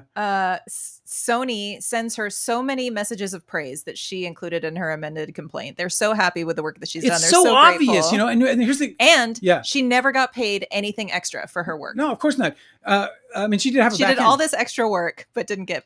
I mean, she had a back end. She got paid, but she's not suing. The other thing that people don't recognize here is that at the beginning of this project, Blake Lively came on board and she asked for a producer credit. She wanted to get a producer credit from the word go. And what happened was that Wayfarer said no, they didn't want to do that. And they got the support of Sony to achieve that goal. And she ended up agreeing to an executive producer credit only. So Sony, what that illustrates is that Sony was on Wayfarer's side. In fact, when Blake Lively brought the first complaint, they said Wayfarer's got to take care of it because Wayfarer was the production company of record. They were the employer, not Sony. Sony was not the employer here. They had a distribution contract with the employer or the owner of the property, Wayfarer, and all of the shareholders and owners of Wayfarer. That's how that worked. So it's just a complete like misconception of what's real because you don't know. I mean, you say you're an actor. You should know this. You should know this as an actor. If you're a working actor, then you know this and you're playing games. Don't get snappy. No, I'm going to get snappy. Fuck it. It's time to get snappy. It's the snappy part of the program. He's all fired up. I get fired up, man. I got him all upset about beavers, and now he's going to just lash out. He was in character. It's convenient that he's in character when he's being a fucking pervert, but he can jump out of character and just have a conversation about where the lights are and whether or not he's a good enough director, you know. But then all of a sudden, when he's acting like a fucking pervert, no, he's in character at that point. No. When he was just talking about his mom and his dad and his brother. That whatever. But when he started acting like a fucking pervert, he just slipped right into character in that moment. You know, he comes in and out. It's like the weather. But you wouldn't understand that, Dale, because you're not an actor. No, I'm not an actor. I just worked with fucking Leonardo DiCaprio. I don't know shit. You okay? Don't you know that I'm always right? How's your water? Do you need more? I'm okay. Okay. I ran out of water, so I'm just going to be like parched mouth over here. Fucking, it just drives me so crazy. There's no conversation. You know why there's no conversation? Because you guys want to beat up on a woman. That's all this is about. This is about beating up on a fucking woman. You don't want to admit the truth that Justin Baldoni and his partners lost control. That Justin and Baldoni and his partners almost ran this movie into the dirt. And it was by the grace of fucking God that they had somebody like Blake Lively to pick up their fucking messy dirtbag fucking production that they completely almost ruined were it not for her. You know? Polly says Sony let her take over. Oh, you know, you're not an actor. You're a dreamer. You're a dreamer. You're not an actor. If you're an actor, you know that's just the most bullshit statement you could possibly make. Let her. Fucking let her. You know what happened? Sony saw that they dropped the ball and they saw somebody who could pick it up and they were like, yes, please pick it up. Fucking let her. Then if they let her, then they're conspiring with her against Justin Baldoni. So now I'd like you to explain, Polly, why the fuck Justin Baldoni isn't suing Sony. You can't sue anybody because his fucking lawsuit is a worthless piece of trash. But explain for me, if you will, why he didn't file a lawsuit against Sony. I'm not going to read you any more comments until you promise to settle down. No, dude, I told you it's the fired up sequence. You guys, you push me to the ends, and I have to lose control of my emotions. I don't want to. I said for me the sound is cracking. That's because Dale is shouting. I gotta stop shouting. Yeah, you gotta chill the fuck out, bro.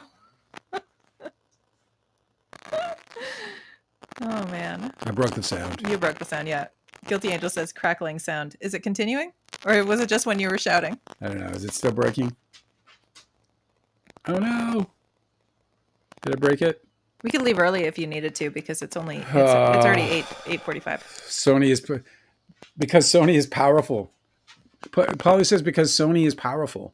Okay, so did she overpower them, Do you or hear are they what you're powerful? saying? So because Sony is powerful, you think that that's a reason to not sue them? So they want to pound on the weak person. Okay, but so check this out. So Sony is too powerful to sue, but That's not still a mess. But lacks power.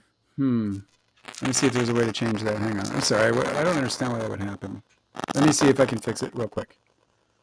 Let's do this. It's a new system.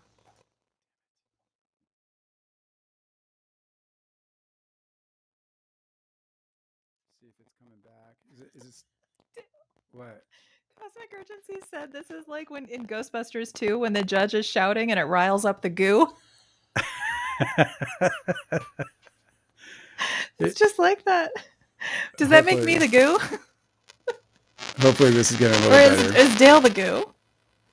What are you doing? No, you can't come up here. You're not invited. They are powerful and pressured him to hire Blake Lively and let her take over. You don't know how the studio system works, Polly. Let me tell you how the system works, okay? Did you fix your sound? Or I don't know. If the sound's still cracking, guys, then I broke YouTube. And if you guys leave me Guilty Angel said the sound is still cracking. Yeah, I know, but that was before I tried to fix it. So we'll see. She's still not. I'm still shouting in the feed that I see. So it's going to crack until I stop shouting. I'm shouting like a lunatic in the window there. Thank you. Thank you. Full Dark or Cloudy is here. Oh, what's up? And saying Happy Canada Day. Thank you so much for saying so. I'm so happy for Canada and for people who are happy about Canada Day like me.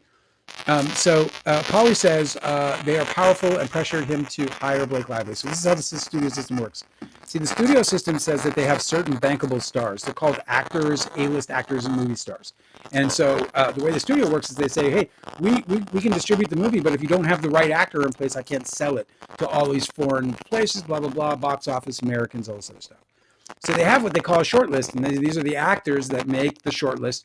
These are the actors that the studio approves to be hired. Okay? That's how this works. So Blake Lively was on that list because Blake Lively is an A-list actor.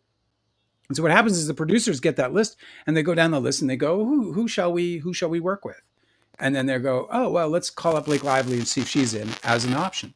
And then they reach out to their representatives and the meetings happen and they start exploring whether or not Blake Lively is the right person for the role of the sort of approved A-list actors. So it's not so much that Sony Studios is trying to, yeah, the sound is still goo.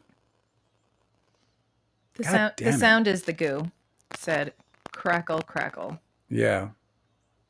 Well, let's wrap it up. So figure this out tomorrow. Yeah, let me just finish this up. So Sony, like every studio, they decide who the stars are and who they're gonna approve. So bottom line, it's how it works. So if Sony approved Blake Lively, then they have to hire them if they want Sony's money. Like Sony's not going to put their P&A, and they're not going to market a movie that doesn't have a bankable movie star in it. So that's how it works. It doesn't matter if she was right for the role. You don't get to decide that, Pauly P. That's not your choice to make. You don't get to decide who's right for a role. You know who decided? The producers and Justin Baldoni and the distribution company in Sony. They get to decide whether. Now you can go to the movie and you can say I didn't like her in the role. You can go to the movie and say she was shit. You can go to the movie and say she was wrong for the role. But you went to the movie. You know what I'm saying? You went and you watched it. Which is what they wanted you to do, and you came out with your opinion, which is what you have, and it's over. You just don't get to decide that. And by the way, just because she's wrong for the role doesn't make it okay to harass her. It doesn't make her okay to retaliate against her. It doesn't make it okay to try and censor her. It doesn't make it okay to try and slander her and smear her name in public just because she's wrong for the role. And once again, if she's wrong for the role, isn't it Justin Baldoni and the rest of the producers are supposed to make that decision? They are.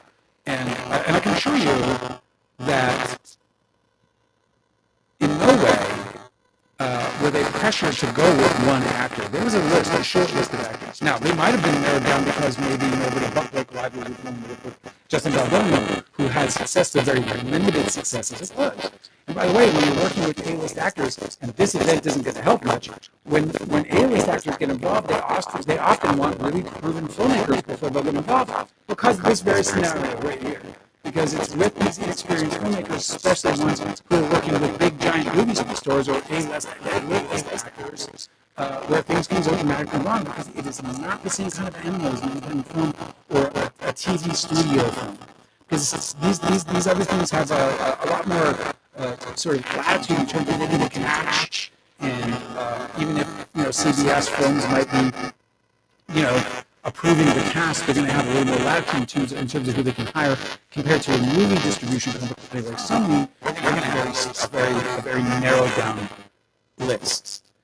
So that's how this works. So I'm just letting you know that if you're thinking that they were forced into anything, then you don't understand how it works. And saying somebody's forced into getting an A-list actor like that is almost a laughable thing in the first place.